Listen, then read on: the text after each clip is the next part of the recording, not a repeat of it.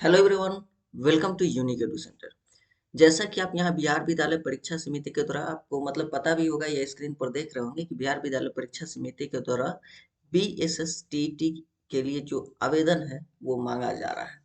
ठीक है, तो उसी के बारे में आज चर्चा करने वाले हैं। जैसा कि आपको पता है कि कोई भी अगर फॉर्म आता है तो उसका जो रजिस्ट्रेशन प्रोसेस का जो वीडियो होता है वो हर बार बनाया जाता है हम लोग के द्वारा कि उसमें क्या मांगा जा रहा है, रजिस्ट्रेशन में क्या क्या चाहिए और कैसे रजिस्ट्रेशन हो रहा है, ये सारी जानकारी हम लोग मतलब शेयर करते हैं।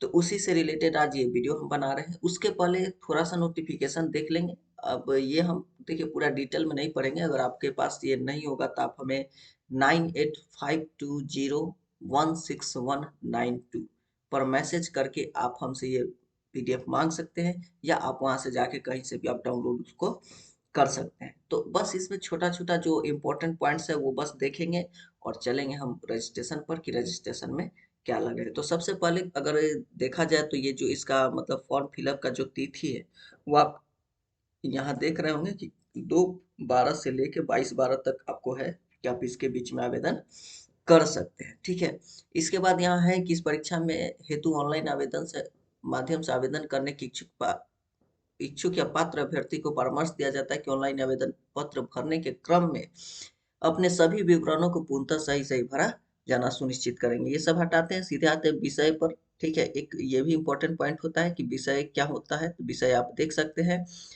पहला कि इसमें दो पत्र होगा, एक प्रथम पत्र और द्वितीय पत्र। प्रथम पत्र में जो 1 to 5 के लिए होंगे वो प्रथम पत्र होगा, और 6 to 8 के लिए आपको द्वितीय पत्र होगा।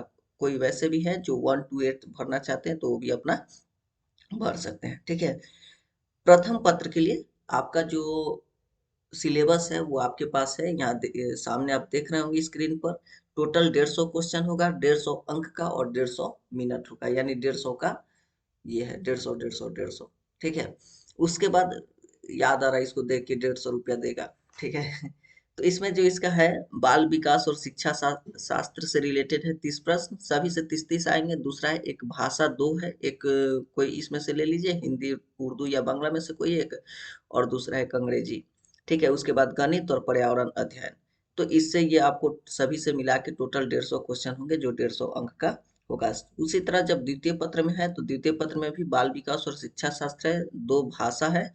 यहाँ लिखा हो कि भाषा एक में चुने गए विषय को छोड़कर, यानी जैसे कि अगर आप हिंदी ऊपर चुन लिए हैं तो फिर आप इसमें से हिंदी को नहीं चुन सकते, उसके अलावा कोई को चुनना है। ठीक है, तो ये भाषा 2 हो गया। और तीसरा जो ये है गणित और गणित विज्ञान और सामाजिक विज्ञान तीनों मिला के 60 प्रश्न पूछे जाएंगे, यानी इसमें भी टोटल 150 क्वेश्चन होंगे, 150 अंक का और 150 मिनट के लिए। यहाँ तक कि डिफिकल्टी का बात कहा गया कि जैसे 1 to 5 है तो 1 to 5 है तो क्वेश्चन तो 1 to 5 से ही आएगा, लेकिन जो उसका डिफिकल्टी का जो स्तर होगा वो ऊपर का होगा। जैसे कहते हैं ना कि अगर हमको 90 लाना है तो 100 का तैयारी करें। उसी तरह इनका मतलब थिंकिंग है कि अगर आपको 1 to 5 का आप अगर एग्जाम का तैयारी कर रहे हैं तो डिफिकल्टी लेवल अगर 8 तक देंगे तो आप 1 to 5 के लिए रेडी रहेगा। उसी तरह अगर आप 8 तक के लिए कर रहे हैं, 6 to 8 के लिए कर रहे हैं, तो सिलेबस तो 6 to 8 ही वाला होगा, उसी के बीच से आएगा, लेकिन डिफिकल्टी लेवल आपको थोड़ा हाई हो सकता है। ठीक है, परीक्षा का पैटर्न आप यहाँ देख सकते हैं। टोटल 150 क्वेश्चन होंगे, प्रत्येक प्रश्न 1 अंक का होगा, निगेटिव मार्किंग नहीं होगा। उसके बाद है कि परीक्षा की अवधि 150 मिनट यानी 2.5 घंटा का होगा, और परीक्षा कंप्यूटर बेस्ड टेस्ट होगा। ये अच्छा बात है कि आपको ये जो एग्जाम है वो सीबीटी टाइप है, यानी आपका जो एग्जाम है कंप्यूटर पर लिया जाएगा। उत्तीर्णांक यहाँ आपको दिया हुआ है कि किसका कितना होगा। पाठ्यक्रम वो आपको दिया हुआ है, आप वहाँ से डाउनलोड कर सकते हैं। आवेदन का अर्हता जो है वो आपको ऑलरेडी मालूम होगा, नहीं हुआ तो आप हमसे पीडीएफ ले सकते हैं, आप यहाँ पढ़ सकते हैं। इसमें एज वगैरह से रिलेटेड ये दिया हुआ है।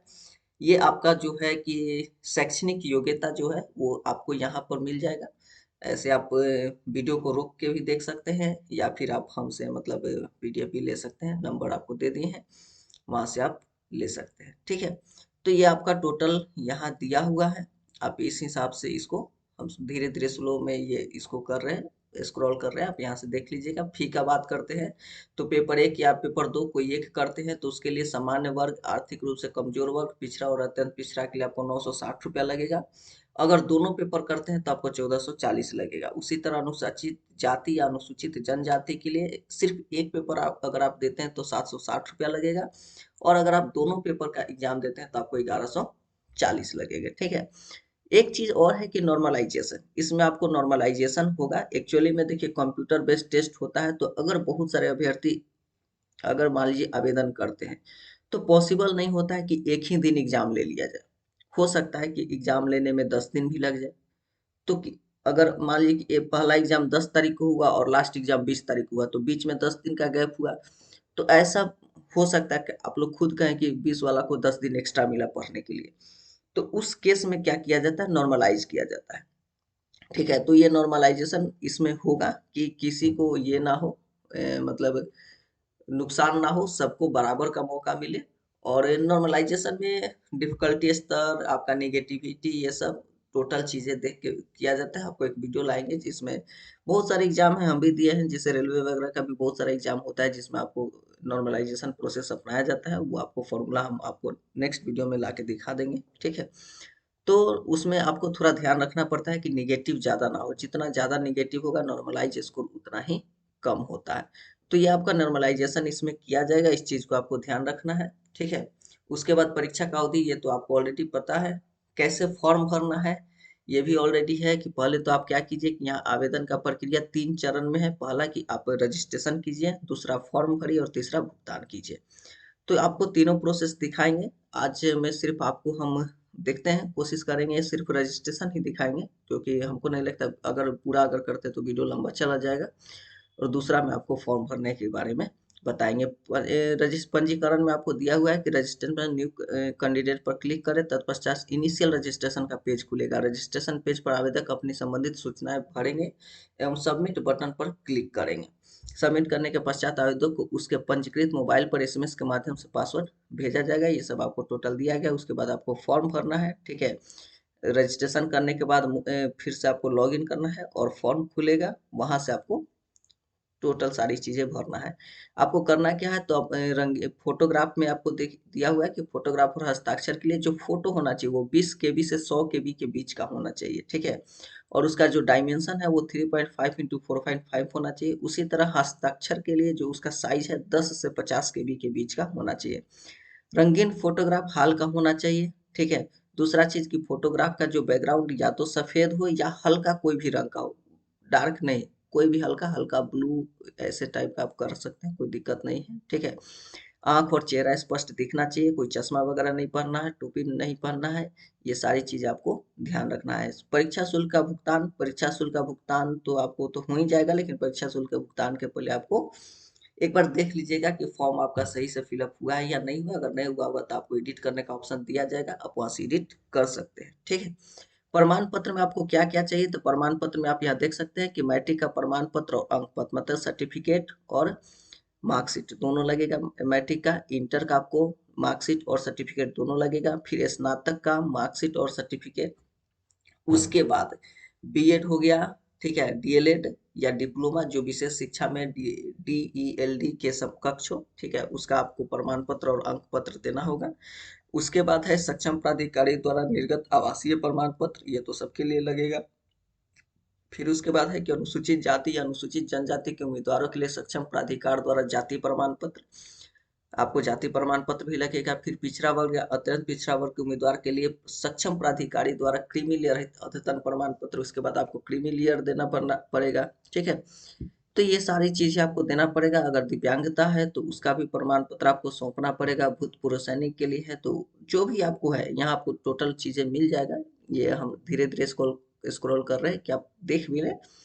नहीं है तो फिर से बोल रहे हैं 9852016192 आप मैसेज कीजिएगा, आपको ये पीडीएफ मिल जाएगा। तो ये सारी चीजें हैं, आप ये सब पात्रता रखते हैं तो आप फॉर्म भर सकते हैं, और फॉर्म भरते समय इतने चीजों को रखना जरूरी है। ठीक है। तो आप यहाँ देख ही रहे हैं। तो आई होप कि आपको मतलब समझ में आ गया होगा। अब आते हैं रजिस्ट्रेशन प्रोसेस पर कि रजिस्ट्रेशन में आपको क्या करना है। ठीक है।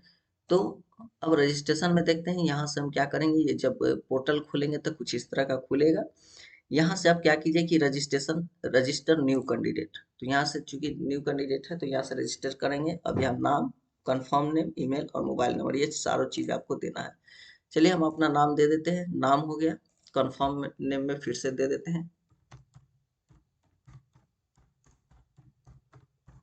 ठीक है। ये आपका नाम हो गया और टोटल चीज़ हो गया। साइन अप करते हैं, ठीक है। ओटीपी है send to your mobile number, आपका ओटीपी यहाँ आया है,